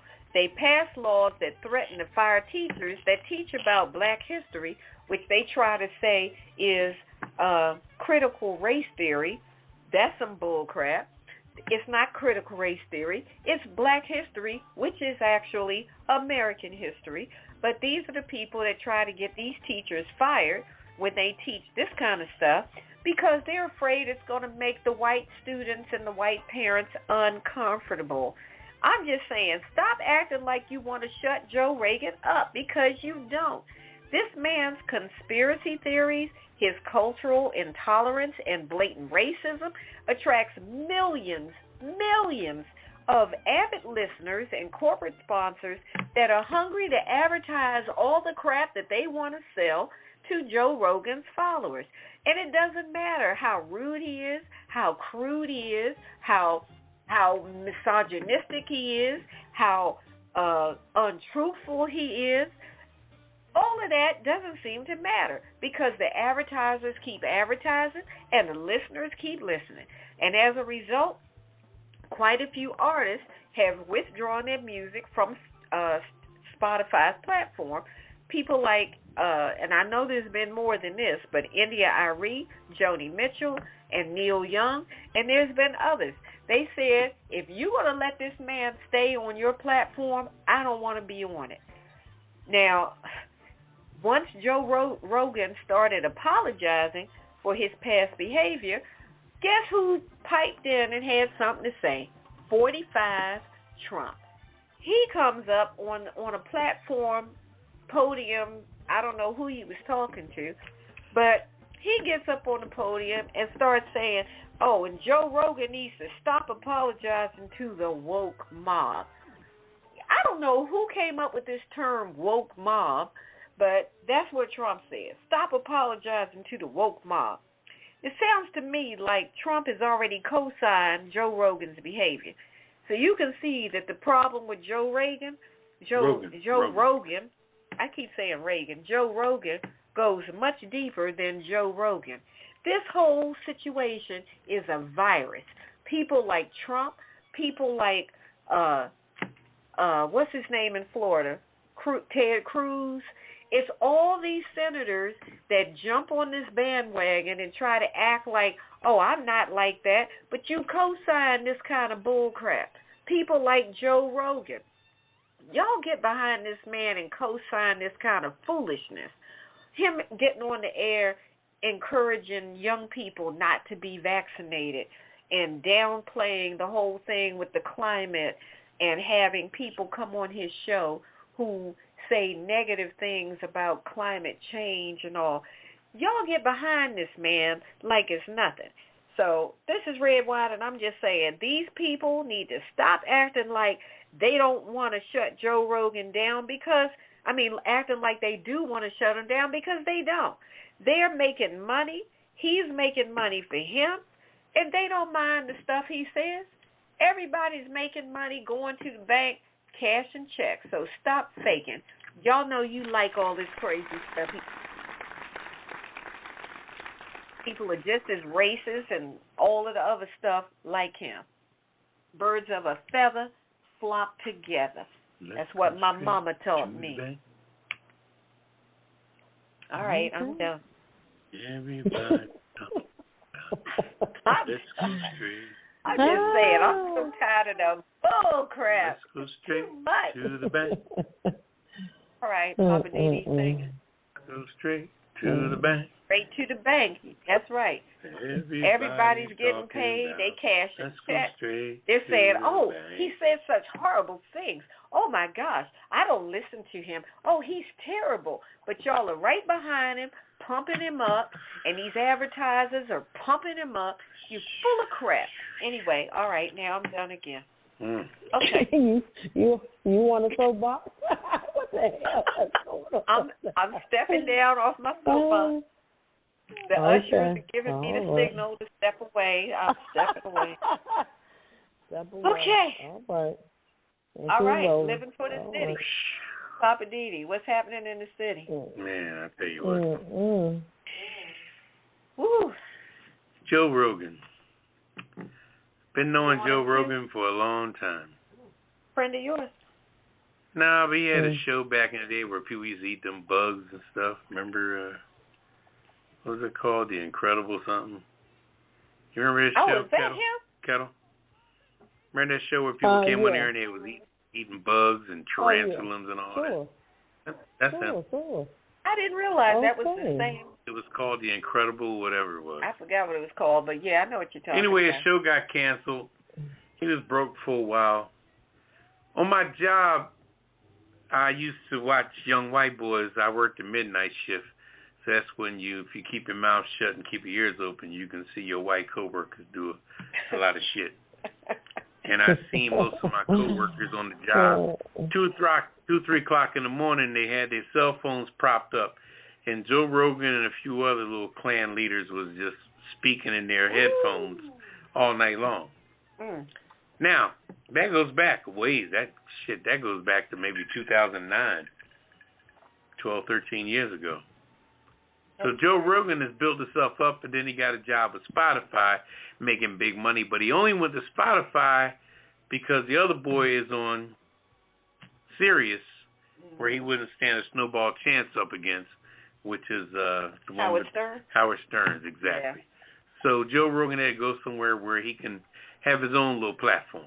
Okay, just give you a little history on him. Now, let's get deep with this for a minute. Hold on to your hat. About to take you for a fucking ride. Anyway, I told you before, Donald Trump runs all this. Don't think he don't. That's why he had to go to Florida and then go to New York, because New York is a blue state. He couldn't go back up there where I would be on the train going up Metro North, riding right behind his building, Trump Towers.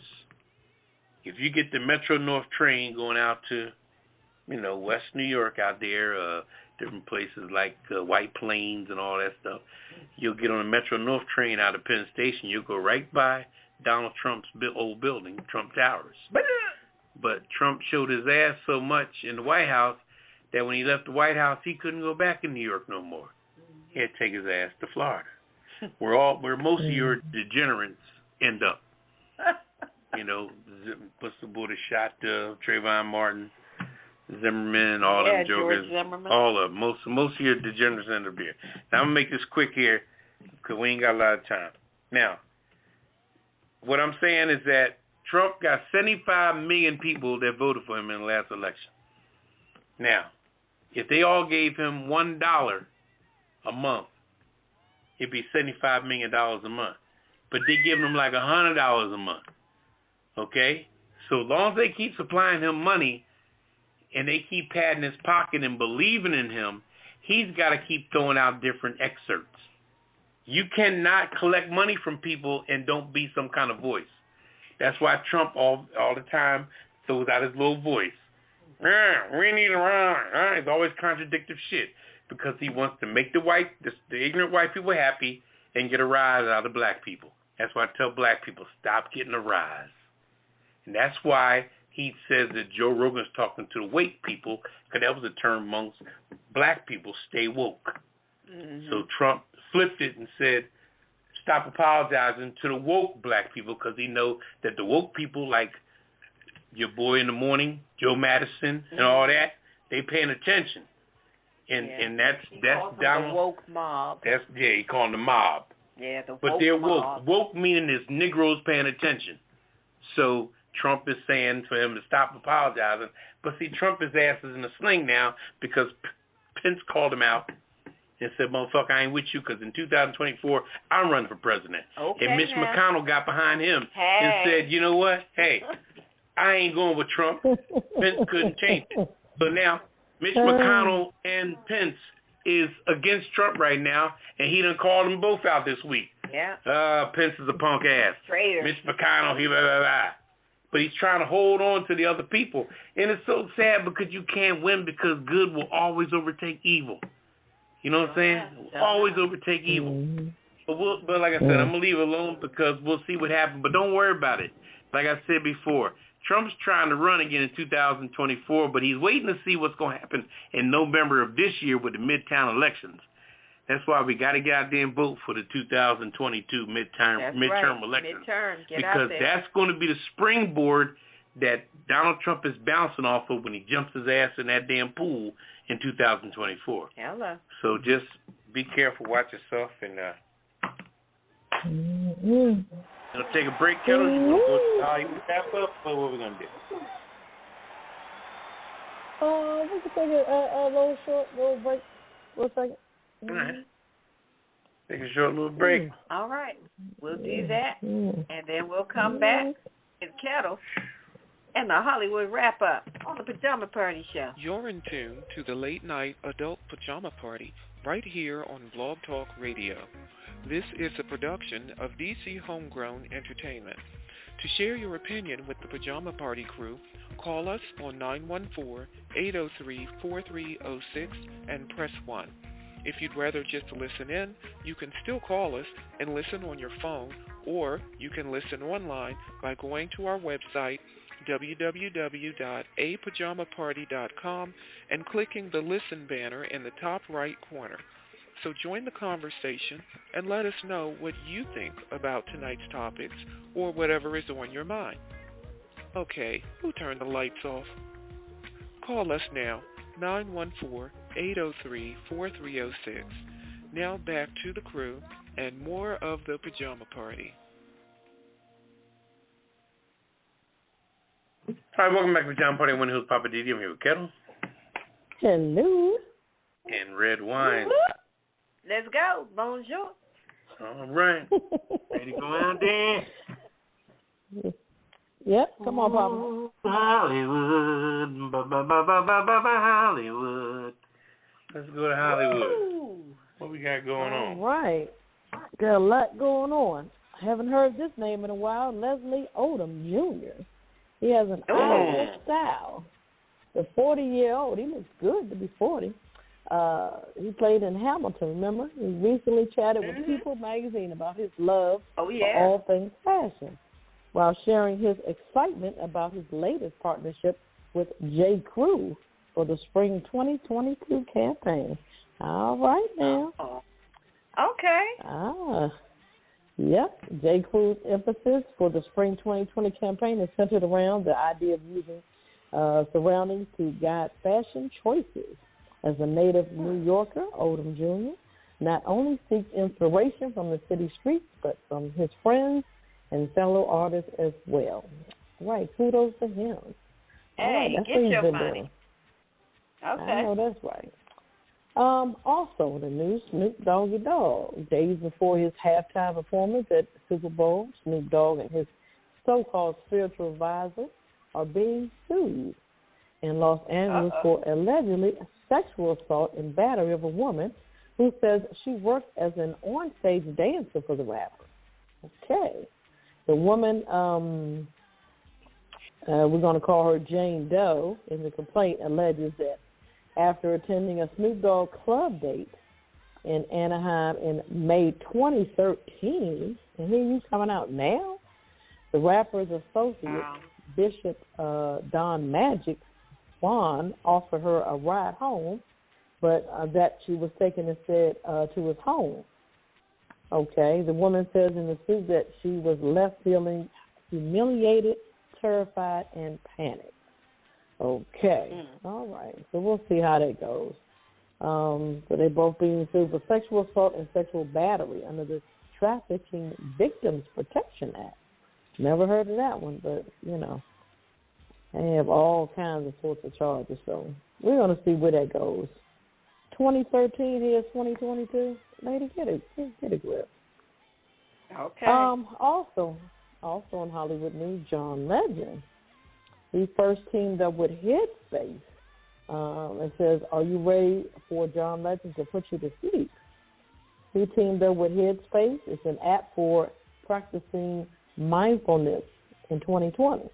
The first to launch focus music as a helpful resource in the midst of the pandemic's impact. The soundtrack's aim was to help ease user stress and improve health and focus, just focus great health, good health. Interesting. All right. Legends, 2 new sleep tools are Headspace Sleepcast that features his narration and an 8-hour sleep playlist curated by the musician. Okay, so check that out on Headspace. Or you can check it out on YouTube. Check out the commercial. He's laying there beside the fireplace in his pajamas, so it's real cute. I don't see anything wrong with it. Get that money. Get that cheese, Legend. Also, Eve, she's a mom. The rapper and actress, 43, welcomed her first child, a son with a race car driver and entrepreneur husband, Maximilian Cooper, on February the 1st. She shared her big news on Instagram. Their son's name is, wait for it, Wild Wolf Fife Alexander Summers Cooper. Okay. You're going to need some acronyms for that name. Yeah, really. All right. Her husband is also, he has, 1, 2, 3, 4 other children? His ex-wife. Lotus, 19, Jagger, 18, Cash, 15, and Minnie, 13. Wow, he was rolling. So she's a stepmom of those kids as well. Interesting. Hey, are you ready for a brand new Mary J. project and a memorable halftime show? I think we all are. I don't mind to see that over and over again. Poppa DD, the queen of hip-hop soul, is set to release her 15th studio album, Good Morning Gorgeous. She released it tonight. Hey, that's what I'm talking about. She's going to go on the stage with Dr. Dre, Snoop Dogg, Kendrick Lamar, and Eminem. I can't wait to see Eminem. That's my boy, white boy rapper. Okay. Yep. So you guys got to check out her new album. I mean, she got collaborations with Anderson .Paak, Dave East, DJ Khaled, and also Usher. I said, all right now. I heard a few snippets from it. I think my favorite is Good Morning Gorgeous. You hear that a lot on the radio. So they've been playing that quite a bit. Yeah, I did hear that. It's a nice song. Yeah. The trailer's pretty good, too, the video. Also, last but not least, Will Smith. He hosted a star-studded Bel Air drive-in premiere of, the Bel Air premiere. He's executive producer on the project. He's going to be on Peacock, and also his Westbrook Studios and Universal Television hosted the star-studded drive-in experience and premiere screening. So folks came out like Tatiana Ali and what was the butler's name? The butler that played on Bel Air. He was there as well. The character was Jeffrey. I don't know what his real name is. Right. So Tatiana Ali was there. Jeffrey. Who else? The guy that DJ Jazzy Jeff. He was there on the ones and twos. They had a little DJ also. So also the mom. I forgot her name. The one that played Will Smith's mother. He plays Which on some one? other shows the first on TV. One? Oh, you said the mom, not the aunt. Right, the one that plays his mom. Okay. So she was there. Wendy Raquel Robinson. I'm not sure if she's in it or not. Of course, his wife was there. His son was there. and Dwayne Martin. So quite a bit of people hanging out, checking it out. So I can't wait to see it. So it's supposed to be like a drama, not a comedy, but more of a drama. So right. That's my Hollywood wrap-up. Mm-hmm. Okay. That was good information. Thank you, Ketel. All right. Hollywood wrap-up brought to you by DC Homegrown. Poppa DD, what is the Kiss It list? Got to get it all in before we run out of time.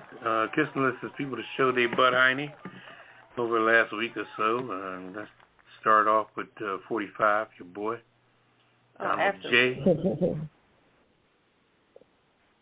Dan Snyder. That crazy. Yeah. Got him too. Who else you got? Crazy joker in Florida that wrecked the car and stole the forklift. Right. I got Marjorie Taylor Greene. Always. She made a stupid comment about gazpacho when she was trying to say Gestapo. So she's stupid as usual. They're ignorant. Some white folks are straight ignorant. The forklift, was that the person you said? Mm-hmm. Okay, we got him.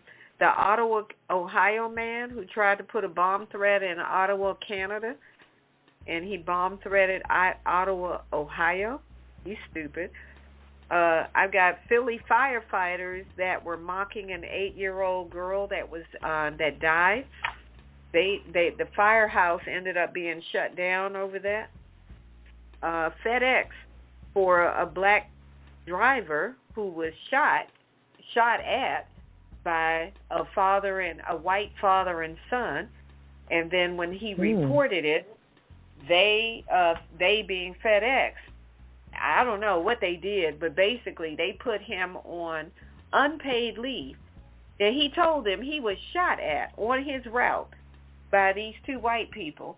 They sent him right back on the same route again. So he ended up having to go get a lawyer to deal with the whole thing, and FedEx put him on unpaid leave. I'm like, FedEx, what's your issue? So I'm putting FedEx on the Kiss It list. Okay. All those senators that jumped on that fake story about the Biden administration and crack pipes, that was not true. But Ted Cruz and that other senator from, I think it was Arkansas, and the black Republican person who commented on it, all of y'all are on the Kiss It list. And Fox News Network, for even reporting that stupid mess, y'all are on the Kiss It list. Anybody else? Yep, I think you hit everybody. That's it? All right. Okay. That's well, it. we got something for everybody on the Kiss It list, and here it is. My entire ass. Kiss my Irish ass. You better kiss my Irish ass. This world kiss my ass. Kiss my ass. You can just kiss my ass. Baby, you can just kiss my ass. Oh, you can kiss my country ass. I said if you got a problem with any of that, you can kiss my natural born redneck to the bone, ever-loving country ass. That's right.